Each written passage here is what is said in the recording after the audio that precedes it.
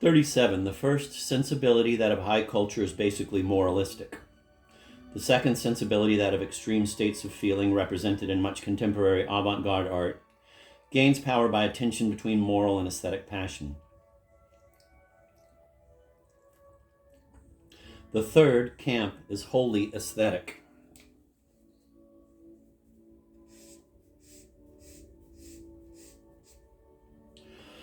"38. Camp is the consistently aesthetic experience of the world. It incarnates a victory of style over content, aesthetics over morality, of irony over tragedy."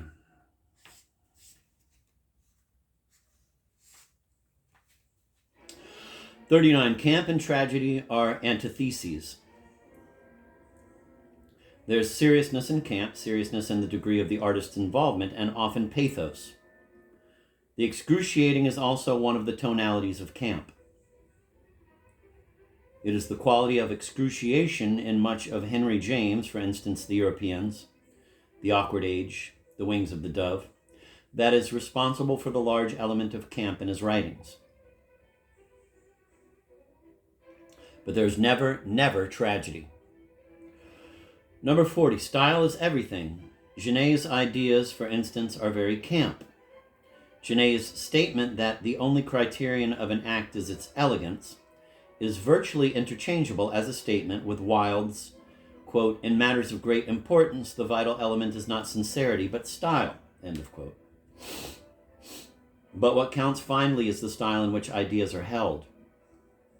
The ideas about morality and politics in, say, Lady Windermere's Fan and in Major Barbara are camp, but not just because of the nature of the ideas themselves. It is those ideas held in a special playful way. The camp ideas in Our Lady of the Flowers are maintained too grimly, and the writing itself is too successfully elevated and serious for Genet's books to be camp. Sartre's gloss on this in Saint Genet is, quote, "Elegance is the quality of conduct which transforms the greatest amount of being into appearing."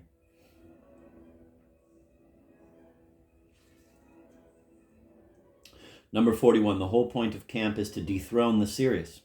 Camp is playful, anti-serious. More precisely, camp involves a new, more complex relation to the serious. One can be serious about the frivolous, frivolous about the serious. 42. One is drawn to camp when one realizes that sincerity is not enough. Sincerity can be simple philistinism, intellectual narrowness.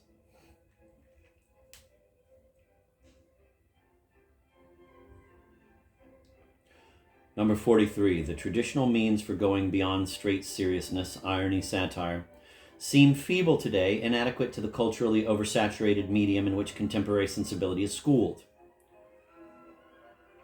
Camp introduces a new standard, artifice as an ideal, theatricality.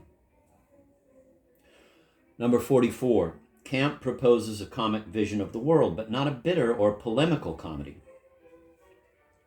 If tragedy is an experience of hyper-involvement,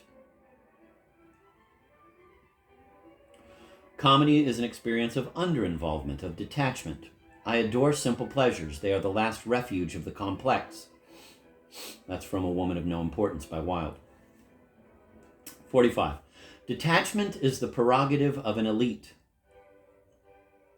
And as the dandy is the 19th century's surrogate for the aristocrat in matters of culture, so camp is the modern dandyism. Camp is the answer to the problem, how to be a dandy in the age of mass culture.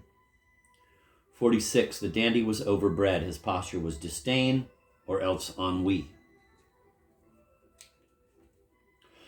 He sought rare sensations, undefiled by mass appreciation. Models de Essence in Huysmans' A Rebords, Marius the Epicurean, Valéry's Monsieur Test. He was dedicated to good taste. The connoisseur of camp has found more ingenious pleasures, not in Latin poetry and rare wines and velvet jackets, but in the coarsest, commonest pleasures in the arts of the masses. Mere use does not defile the objects of his pleasure, since he learns to possess them in a rare way. Camp, dandyism in the age of mass culture, Makes no distinction between the unique object and the mass-produced object. Camp taste transcends the nausea of the replica.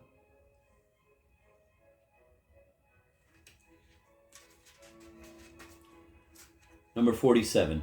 Wilde himself is a transitional figure, the man who, when he first came to London, sported a velvet beret, lace shirts, velveteen knee breeches, and black silk stockings, could never depart too far in his life from the pleasures of the old-style dandy. This conservatism is reflected in the picture of Dorian Gray.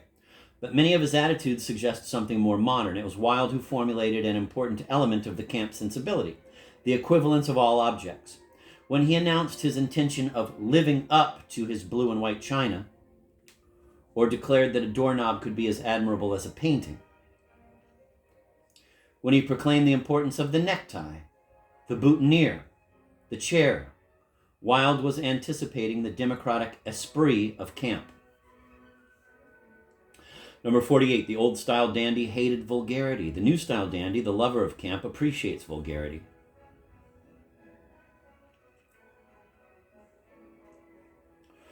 Where the dandy would be continually offended or bored, the connoisseur of camp is continually amused, delighted. The dandy held a perfumed handkerchief to his nostrils and was liable to swoon. The connoisseur of camp sniffs the stink and prides himself on his strong nerves. Number 49. It is a feat, of course, a feat goaded on in the last analysis by the threat of boredom.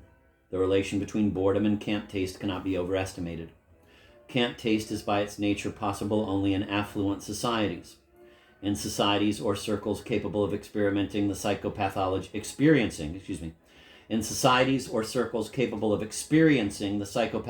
of affluence.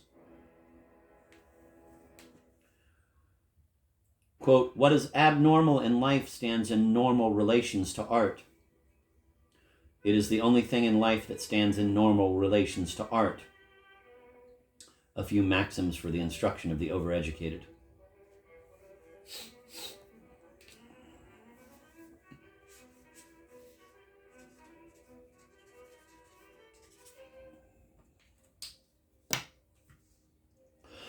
Number 50. Aristocracy is a position vis-a-vis culture as well as vis-a-vis power, and the history of camp taste is part of the history of snob taste.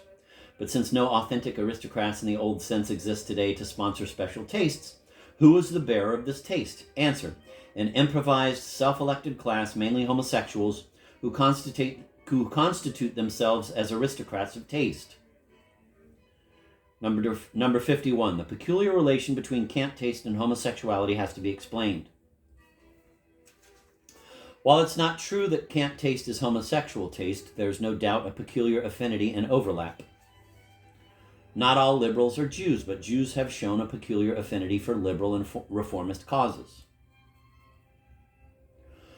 So not all homosexuals have camp taste, but homosexuals by and large constitute the vanguard and the most articulate audience of camp.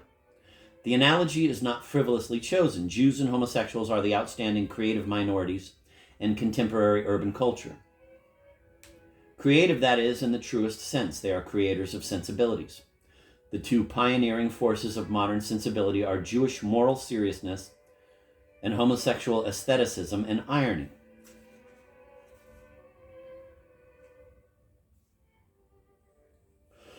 Number 52. The reason for the flourishing of the aristocratic posture among homosexuals also seems to parallel the Jewish case. For every sensibility is self-serving to the group that promotes it. Jewish liberalism is a gesture of self-legitimization. So is camp taste, which definitely has something propagandistic about it. Needless to say, the propaganda operates in exactly the opposite direction. The Jews pin their hopes for integrating into modern society on promoting the moral sense. Homosexuals have pinned their integration into society on promoting the aesthetic sense. Camp is a solvent of morality. It neutralizes moral indignation, sponsors playfulness. Number 52. Nevertheless, even though homosexuals have been its vanguard, camp taste is much more than homosexual taste. Obviously, its metaphor of life as theater is peculiarly suited as a justification and projection of a certain aspect of the situation of homosexuals. The camp insistence on not being serious, on playing, also connects with the homosexual's desire to remain youthful. Yet one feels that if homosexuals hadn't more or less invented camp, someone else would. For the aristocratic posture with relation to culture cannot die, though it may persist only in increasingly arbitrary and ingenious ways. Camp is, to repeat, the relation to style in a time in which the adoption of style as such has become altogether questionable. In the modern era, each new style, unless frankly anachronistic, has come on the scene as an anti-style.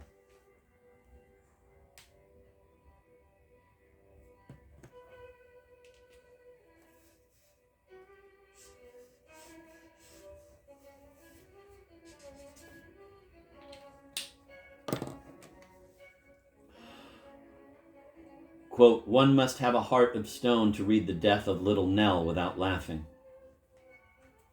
That's from something called In Conversation.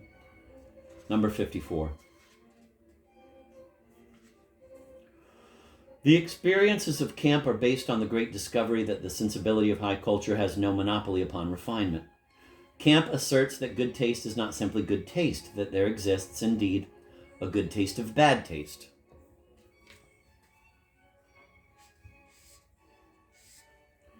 Genet talks about this in Our Lady of the Flowers. The discovery of the good taste of bad taste can be very liberating.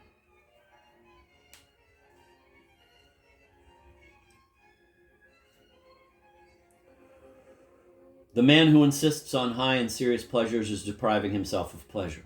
He continually restricts what he can enjoy. In the constant exercise of his good taste, he will eventually price himself out of the market, so to speak. Here, camp taste supervenes upon good taste as a daring and witty hedonism. It makes the man of good taste cheerful, where before he ran the risk of being chronically frustrated. It is good for the digestion.